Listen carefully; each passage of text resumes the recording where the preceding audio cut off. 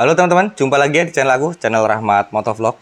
Oke teman-teman, di video kali ini aku ingin membahas tentang race kemarin di MotoGP Prancis 2025, di mana race ini adalah race yang paling kacau untuk musim 2025, di mana ketika start banyak banget drama, banyak banget insiden, dan hampir semua pembalap kena hukuman, double long lap penalty.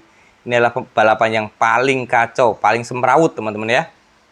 Tapi selain balapan paling ruwet, paling semrawut juga, di MotoGP Prancis kemarin telah memecahkan rekor baru teman-teman ya. Dan rekor baru itu apa? Nanti kita bahas di video ini.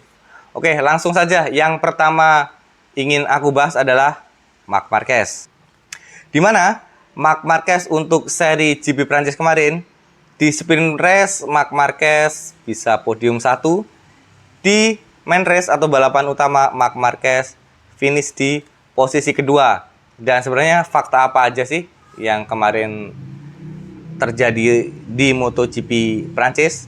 Oke, yang pertama, Marc Marquez ternyata kemarin memecahkan rekor lagi teman-teman ya. Rekor yang pertama yaitu 6 kali berturut-turut menang sprint race dan mengalahkan Jorge Martin ya teman-teman ya, yang 5 kali berturut-turut memenangkan sprint race. Terus yang kedua, Marc Marquez menang 3 kali main race, di mana Marc Marquez gagal podium atau tidak bisa podium itu bukan karena dikalahkan lawan-lawannya atau di overtake lawan-lawannya, tetapi karena kesalahan Marc Marquez sendiri. Dan di sini muncul fakta atau memperkuat fakta yang sudah ada, yaitu yang bisa mengalahkan Marc Marquez ya cuma dia sendiri atau kesalahan dari Marc Marquez sendiri. Itu faktanya teman-teman ya. Dan selain itu juga Marc Marquez kemarin untuk main race-nya finish di posisi kedua adalah pilihan yang tepat, pilihan yang bijak, karena melihat dari kondisi lintasan yang sangat licin, seandainya dia memaksakan untuk mengejar Johan Zarco di depan, kemungkinan besar Marc Marquez crash dan membuang 20 poin. Itu pilihan yang bijak kalau menurut saya teman-teman ya. Berarti Marc Marquez telah menempati janjinya bahwa dia tidak akan membuang walaupun cuma 1 poin. Dan dengan finishnya Marc Marquez di posisi kedua, crashnya Alex Marquez, crashnya juga Pecco Bagnaia, Marc Marquez sekarang memuncaki klasemen dengan poin atau jumlah poin 171 poin, disusun Alex Marquez dengan 149 poin, dan Pecco Bagnaia di posisi ketiga dengan 120 poin teman-teman ya. Dan ternyata Marc Marquez kemarin di MotoGP Prancis kemarin, Marc Marquez telah memakai sasis baru untuk GP 2025, di mana sasis tersebut ternyata baru Marc Marquez sendiri yang memakainya. Tapi bukan berarti Pecco Bagnaia tidak ditawari atau tidak direkomendasiin buat memakai sasis yang baru teman-teman. Ternyata Pecco Bagnaia sudah ditawari atau sudah suruh mencoba sasis yang baru, tetapi Pecco Bagnaia tidak mau. Karena Pecco Bagnaia sendiri ingin fokus di problem dia, yaitu di front end bagian depan yang tiba-tiba suka mengunci bannya dan tiba-tiba tato slide aja bagian depannya. Pecco pengen fokus di situ, dan itu nanti dibahas di pembahasan Pecco Bagnaia teman-teman ya. Sekarang lanjut ke pembahasan Marc Marquez terlebih dahulu. Dan Marc Marquez kemarin ternyata bisa dibilang ya sebagai panutan ya teman-teman ya buat pembalap yang lain. Kenapa? Ini salah satu alasan kenapa di balapan kemarin, di race utama kemarin, banyak rider yang kena double long lap penalty. Bukan long lap penalty 1 ya, tapi double 2 kali long lap penalty. Kenapa? Karena mengikuti Marc Marquez, di mana Marc Marquez ganti motor, pembalap yang lain juga acuannya Marc Marquez ikut ganti motor. Terus yang kedua, mendorong motor ke pit lane juga, itu juga pelanggaran teman-teman ya. Karena posisi pemanasan atau warm up itu motor sudah harus berada di jalur track, dan banyak rider yang kemarin yang ikut-ikutan Marc Marquez akhirnya terkena double long lap penalty teman-teman ya. Dan satu fakta lagi tentang Marc Marquez, karena nggak usah dibahas ya kalau Marc Marquez ya, panjang lebar, karena kan udah menang, mau dibahas juga buat apa juga, udah jelas tracknya, rekornya bagus Marc Marquez ya. Paling satu lagi, alasan Marc Marquez kemarin kenapa di lap-lap terakhir seolah-olah dia menjauh dari Zarco teman-teman ya. Di lap terakhir sampai finishnya Marc Marquez dengan Zarco itu gapnya hampir 20 detik, gap antara Zarco dengan Marc Marquez. Ternyata Marc Marquez itu punya strategi teman-teman ya. Ketika di belakangnya ada Alex Marquez, Marc Marquez cuma menahan Alex Marquez supaya tidak mengovertake Marc Marquez. Dia bikin jarak. Tujuannya apa? Tujuan Marc Marquez adalah supaya dia bisa menyalip perolehan poin adiknya sendiri, yaitu Alex Marquez. Dan taktik yang kedua yaitu menunggu ban motor Johann Zarco habis. Ketika motor Johann Zarco habis, Marc Marquez akan menyerang. Dan ternyata taktik itu tidak berjalan ketika trek basah teman-teman ya. Dimana Johann Zarco semakin basah, ban motornya habis, ternyata Johann Zarco tambah kenceng, lebih kenceng, dan lebih kenceng lagi. Terbukti di lap-lap akhir, dalam satu lap itu Johann Zarco dalam satu putaran itu bisa 1 menit 46 detik, Marc Marquez 1 menit 47 detik, berarti gapnya 1 detik, dan akhirnya tambah jauh, dan sampai hampir 20 detik jaraknya teman-teman ya. Dan Marc Marquez di situ bijak, dia nggak mau ngambil resiko untuk mengejar Zarco.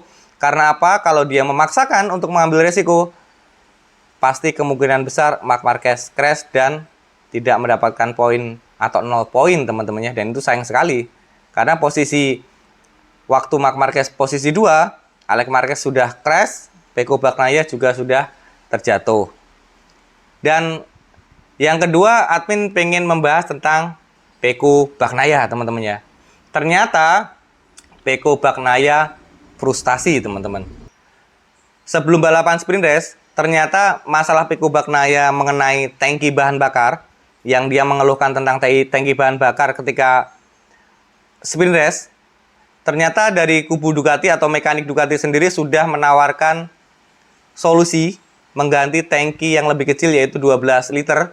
Dan ternyata sebelum mulai balapan sprint race, Pecco Bagnaia sudah mencoba, dan Pecco Bagnaia sendiri tidak nyaman dengan tangki yang baru, dan akhirnya dia kembali ke tangki yang lama. Dan ada fakta menarik juga, kenapa Pecco Bagnaia admin sebut frustasi, karena sebelum balapan juga Pecco Bagnaia sudah mencoba setup motor yang berbeda. 3 setup motor yang berbeda ya, ada 3 loh setup motornya. Dia dikasih opsi dari mekanik Ducati memakai 3 setup motor yang berbeda, dan semuanya bermasalah, dari tuas persnel yang macet dan yang lain-lain. Pokoknya semuanya salah. Pecco Bagnaia kemarin bermasalah dengan feeling motornya, dan alhasil performanya kurang bagus. Selain dari apes bisa dibilang ya, dari sprint race dia terjatuh, dari main race dia juga bersenggolan, dan akhirnya 0 poin. Sayang sekali teman-teman ya untuk Pecco Bagnaia. Dan Pecco Bagnaia sendiri juga berkomentar bahwa GP25 yang dia pakai dengan atau motor yang sama dengan Marc Marquez dan Fabio De Gea itu adalah motor yang belum sempurna, masih dalam tahap pengembangan. Jadi di sini menurut Pecco Bagnaia motor itu banyak masalah dan belum terselesaikan sampai sekarang dari mekanik atau tim Ducati. Itu pernyataan dari Pecco Bagnaia. Selain dari front end bagian depan yang buat feeling Pecco nggak dapet, terus juga masalah tangki motor ketika sprint race dan yang lain-lain, itu menurut Pecco Bagnaia belum terselesaikan masalahnya sampai balapan kemarin teman-teman ya. Dan kalau melihat dari Marc Marquez, performa Marc Marquez berbeda jauh dengan Pecco Bagnaia teman-teman. Tetapi kita tidak bisa sepenuhnya menyalahkan Pecco. Karena apa? Penunggang motor juga Ducati pabrikan itu bukan Pecco dan Marc Marquez doang. Ada satu rider lagi, yaitu Fabio De Gea, yang notabene memakai GP25. Walaupun mesinnya GP24, tetapi kayak Sasis dan yang lain-lain itu adalah pengembangan dari GP24. teman-teman. Bisa disebut GP24,5 lah. GP25 aja lah kita nyebutnya yang lebih gampang. Sebenarnya Pecco Bagnaia nggak 100% salah ya. Karena seandainya di musim ini tidak ada yang namanya Marc Marquez, Pecco Bagnaia adalah rider pabrikan Ducati yang tercepat, teman-teman. Itu nggak bisa dipungkiri. Karena perbandingannya sama Fabio De Gea. Bisa dibandingin, Fabio De Gea juga memakai GP25. Tetapi performanya kalah dengan penunggang GP24. Itu menandakan bahwa GP25 itu sebenarnya emang banyak masalah. Cuman yang membedakan adalah rider atau feeling ridernya itu sendiri, yaitu Marc Marquez. Dan Pecco Bagnaia juga berkomentar bahwa Marc Marquez itu kalau dikasih traktor, kata Pecco Bagnaia, itu juga bisa cepat, teman-teman. Makanya Pecco Bagnaia sekarang sudah mengakui perbedaan dia dengan Marc Marquez. Kata Pecco Bagnaia begini, teman-teman ya, pernyataannya. Aku belum selevel dengan Marc Marquez. Marc Marquez pembalap yang berbeda. Marc Marquez seandainya dikasih traktor, itu juga pasti kencang. Itu pernyataan dari Pecco. Makanya di sini sekarang Pecco sudah mengakui skill Marc Marquez, kemampuan adaptasi dan feeling Marc Marquez tentang motor. Bisa dibilang Pecco Bagnaia tambah ngedon, teman-teman. Karena dia punya tandem sekelas atau sekaliber Marc Marquez. Dan di tim resmi atau di tim pabrikan, tekanannya itu gede banget, berbeda dengan tim satelit, teman-teman ya. Tekanan dari sponsor, tekanan dari tim, dan yang lain-lain. Terus juga balik lagi ke penunggang GP24 dan 25, perbedaannya apa? Kemarin teman-teman mungkin bisa lihat Fermin Aldeguer ketika sprint race, dia bisa men-overtake Fabio Quartararo dengan begitu mudah. Karena emang bukan, kalau menurut admin bukan kalah skill ya, kalah dari performa motor. Fabio Quartararo kalah motornya, teman-teman ya. Tapi yang admin bahas ini bukan Quartararo dengan Yamaha, tetapi Fermin Aldeguer. Di mana Fermin Aldeguer dia memakai GP24 yang speknya sama persis sama dengan Alex Marquez. Dan terbukti di balapan kemarin, dia bisa finish di posisi ketiga antara sprint race dan main race. Itu terbukti bahwa GP24 adalah motor yang sempurna atau paling sempurna untuk saat ini. Bahkan mengalahkan GP25. Itu fakta yang selanjutnya, teman-teman ya.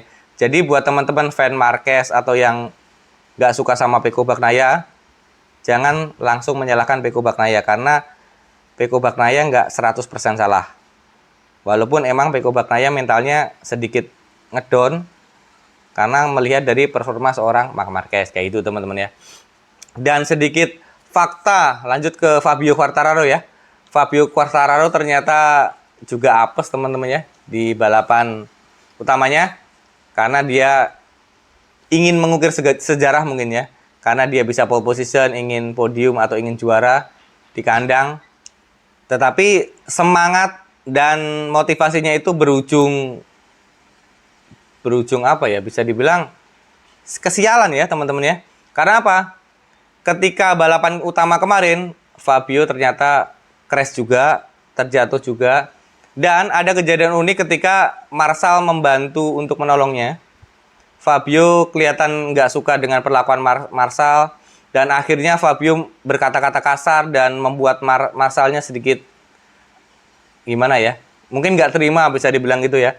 Dan akhirnya Race Direction memutuskan Fabio Quartararo didenda 2.000 euro karena perlakuan kurang menyenangkan, terus juga perlakuan yang bisa membahayakan dirinya sendiri, pembalap lain, dan juga Marshall, teman-teman ya.